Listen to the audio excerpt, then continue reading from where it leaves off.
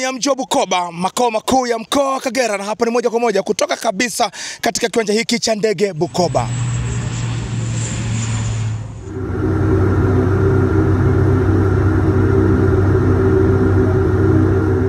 Pamoja na mambo mengine ambayo yameonesha au yametajwa kushajihisha na kukamilisha mnyororo mzima wa biashara ya utalii, miongoni mwao ni accessibility, na hii ikiwa ni moja ya zile A5 ambazo huhakikisha biashara ya utalii au mnyororo wa biashara ya utalii hukamilika kikamilifu.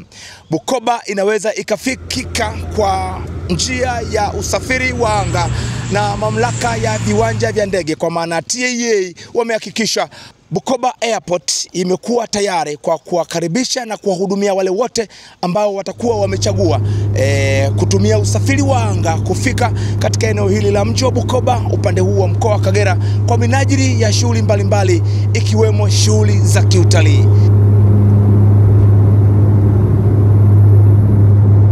Hii ni Kadoshi TV, always on time.